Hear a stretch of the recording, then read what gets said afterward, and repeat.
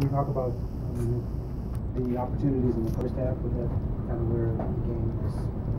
You had your chances in the first half more so in the second half. I think we had a lot of chances in the second half as well. We had a lot of knockdowns that we could have capitalised on in around the 18-yard box. We could have scored 3.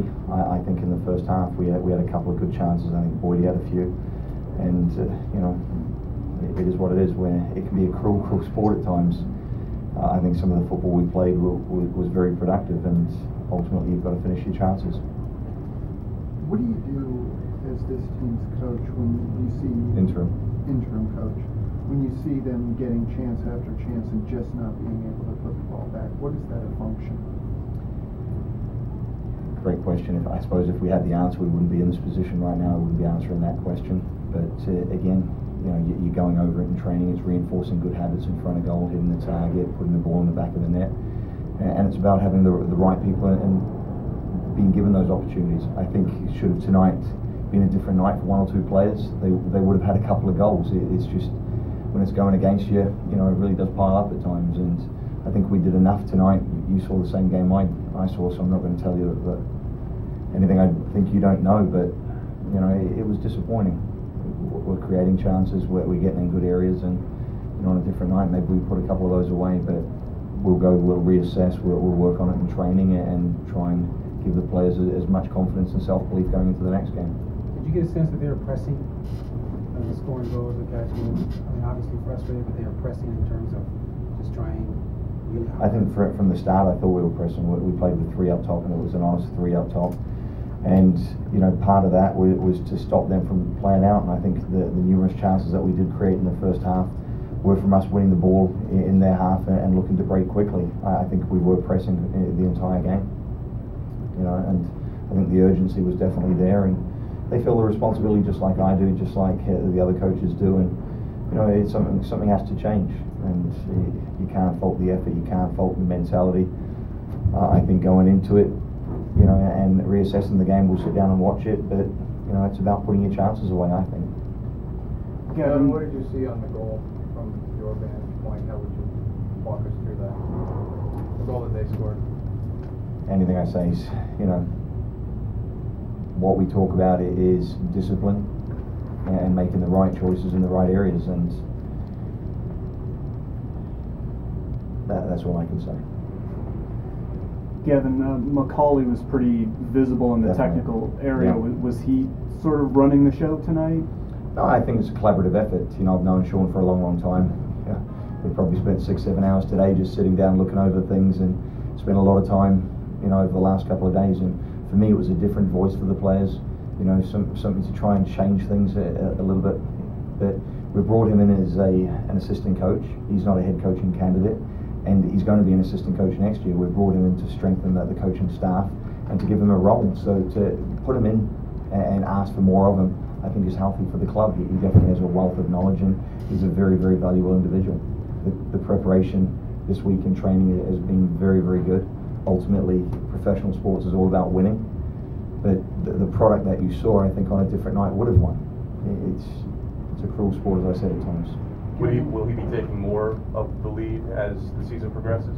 I would look for that, definitely, and that's for no other reason other than I've been the interim head coach. I will remain the interim head coach. By bringing Sean in, I've said it's a different voice. We can get a better feel of the players moving forward, and it allows me to better balance the responsibilities. We've still got to look for players for next season in the transfer window. We've still got to look to improve the quality of the squad. But I keep talking about the ability of our players, and tonight the part that was missing was in front of goal. But I think you saw some fantastic football, to be honest, at times. And you had some players tonight. Brent Richards made his first start, and I think it was a good sign for the club. Frank Songo I thought was tremendous in the first half and fatigued a little bit. But then you've got Khalif coming in, and I thought Khalif made a great contribution when he came on, and was unlucky probably not to start. But when you analyse that game and you start to look at how many players that we had that played well, and then the result is what it is, it's very disappointing. It is disappointing. You laid out a playoff roadmap a couple weeks ago. Yeah. Are you having to reconfigure the goals for this team now down the stretch? Yeah, I think you've always got to reassess. It was something that we were using to try and inspire the group to look at saying, here's where we would like to be. Is it out of reach? No. Would we need to go on a hell of a run? Yes. But, you know, when Merritt put me into this position, he said, start to try and find out more about the group. I think we had made some strides in certain areas. You know, I think that you could see the system that we were trying to play tonight. You could see what we were trying to do, how we were trying to create things. And again, I just think we missed that final product. But we will continue to reassess and find different ways to motivate the players for sure. Gavin, the penalty on Frank that led to the goal, was that just a mental lapse on him pulling the player back? What happened on that penalty that led to the goal? It was a free kick, and a free kick in that area, you know, he slowed the game down. I can't fault Frank. Yeah, you know, if you get beaten, you've got to make quick decisions. And he got a yellow card for it. I'm surprised a few players didn't get yellow cards against Frank for what they were doing to him for most of the evening. But for Frank, it's playing with maturity. It's slowing the game down. We should be able to defend from that position. You know, ultimately, you do not want to give away free kicks in the attacking half, in your defensive half. But we have the players capable of defending that, and they had other chances. But when you start to look at the stats, and that's not the reason we lost. You know, we talk about the discipline again. We talk about making decisions in vital areas. I think we had 20 shots. I think 11 corners. And again, it just wasn't our night. Gavin, did you see any quit from your team tonight? Absolutely. Did you? No, I didn't. I thought they were tremendous. I think the subs that we made had a positive influence.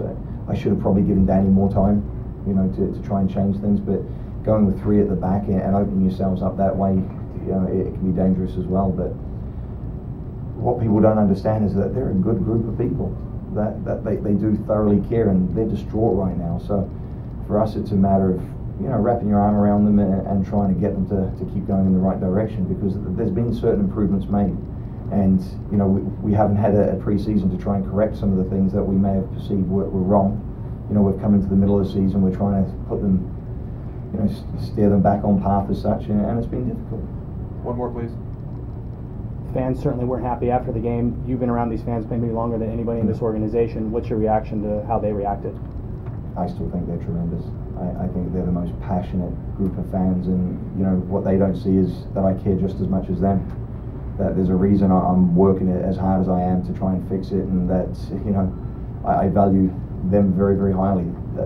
They shouldn't be happy. You know, we're losing, but they can't fault the effort. They can't fault the direction of the club. They can't fault what we're trying to do, in all honesty. And you know, when you start to critique certain things, you've got to look at it holistically as well. And you know, ultimately, the performance tonight, I thought, was reasonable, on the better side of reasonable. And professional sports is all about winning, and that's what they care about. That's what we care about. And you know, in my position, I care about a lot of other things, but ultimately, it's about winning.